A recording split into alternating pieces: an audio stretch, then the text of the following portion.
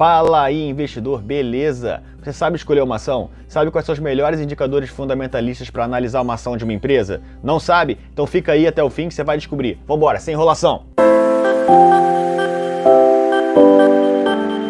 Para quem não me conhece, meu nome é Fernando e esse é o Rapidinhas de Investimento. É importante dizer antes de começar que esse vídeo não é uma explicação profunda sobre cada indicador, e sim um apontamento dos melhores e seus valores de referência. Mas calma que mais pra frente a gente vai fazer um vídeo de cada um desses indicadores explicando mais profundamente.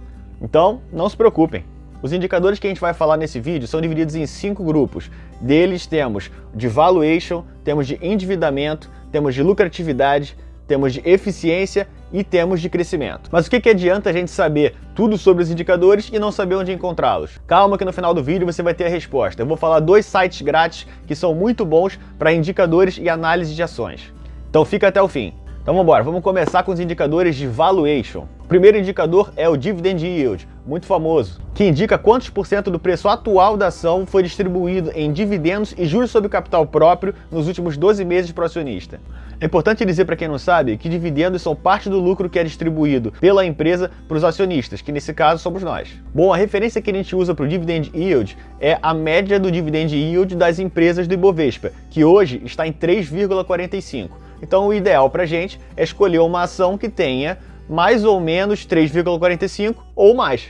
O segundo indicador da nossa lista tem uma relação íntima com o primeiro indicador. O primeiro era o Dividend Yield, esse é o Dividend Payout. O Dividend Payout nos informa se os dividendos distribuídos pela ação são sustentáveis. Isso porque ele é quantos por cento do lucro a empresa distribui para os seus acionistas por meio de dividendos e juros sobre capital próprio.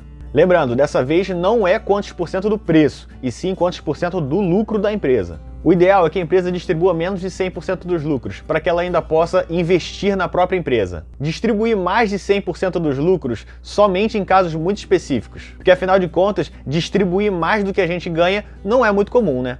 Agora o terceiro indicador dessa lista, o famoso P sobre L, que é o preço da ação hoje dividido pelo lucro líquido por ação. Bom, nós descobrimos o lucro líquido por ação dividindo o lucro líquido da empresa pelo número de ações da empresa no mercado. O P sobre L indica pra gente em mais ou menos quantos anos a empresa vai retornar em lucros ao acionista o que ele pagou na empresa hoje. O valor de referência para o P sobre L que a gente vai usar nesse vídeo é o valor indicado pelo Benjamin Graham, criador do livro O Investidor Inteligente, em 1945 e é o maior mentor de Warren Buffett, o maior investidor do mundo. O valor referência usado aqui não pode ser maior do que 15. Indo para o quarto indicador dessa lista, a gente tem o P sobre VP, que é o preço da ação atual dividido pelo valor patrimonial por ação. Aí você me pergunta, como eu sei o valor patrimonial por ação? Calma, vou te responder. É fácil, é só dividir o valor patrimonial da empresa encontrado nesse site pelo seu número de ações. Simples, né? Bom, mas como o site já calcula pra gente, a gente só vai lá no site e pega o valor fechado. É importante dizer aqui que um P sobre VP igual a 1 significa que a gente está pagando pela ação equivalente ao valor patrimonial por uma ação. A referência desse indicador, também indicada pelo Graham, é que não seja maior do que 1,5.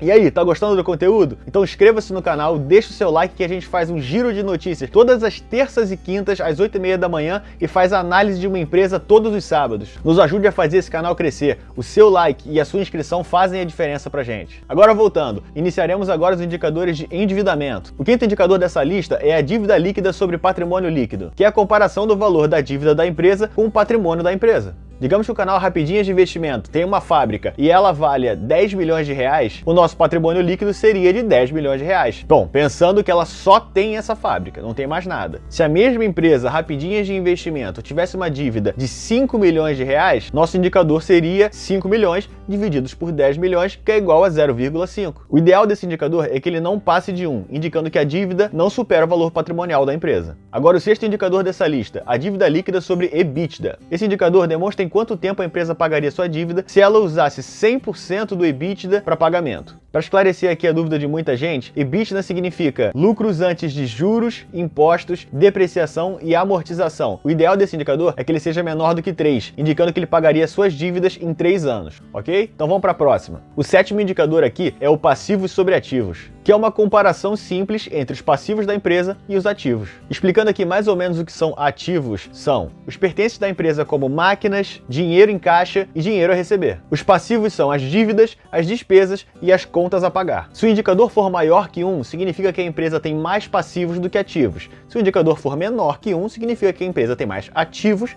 do que passivos. O ideal, é claro, para esse indicador é que ele seja menor do que 1, para que tenhamos sempre mais ativos do que passivos. Isso pensando num caso clássico e comum. Seguindo agora para o oitavo dessa lista, nós temos a liquidez corrente, que indica a capacidade que a empresa tem de pagar as suas contas no curto prazo. A liquidez corrente é representada pelos ativos circulantes divididos pelos passivos circulantes. Os ativos circulantes são os ativos atuais e a receber nos próximos 12 meses. E os passivos circulantes são os passivos atuais e a serem pagos nos próximos 12 meses. Por isso nós dizemos curto prazo. O ideal é que a liquidez corrente seja maior do que 1, indicando que a empresa conseguiria pagar as suas obrigações dos próximos 12 meses com que ela tem ainda a receber nesses próximos 12 meses. Bom, você está gostando dessas explicações aqui? Acredito que você goste também do vídeo que a gente fez analisando os indicadores fundamentalistas do Banco do Brasil. Tá no card aqui em cima, dá uma olhada lá, você vai gostar. Agora é a vez dos indicadores de eficiência. É importante a gente dizer que todos os indicadores de eficiência são a relação de algum valor com a receita líquida. Receita líquida que é quanto entra na empresa proveniente da venda dos produtos ou serviços. O nono indicador é a margem bruta, que é a relação do lucro bruto com a receita líquida. O lucro bruto é quanto entra na empresa menos quanto ela gastou para produzir o produto ou o serviço. Para esse indicador, o valor de referência é quanto maior, melhor. O ideal é a gente comparar ela com seus pares do mesmo setor. Beleza? Então, continuando. O décimo indicador é a margem EBIT, que é a relação entre o EBIT e a receita líquida. O EBIT, que é o lucro da empresa antes que sejam pagos os juros das dívidas e os impostos. A margem EBIT indica o lucro operacional da empresa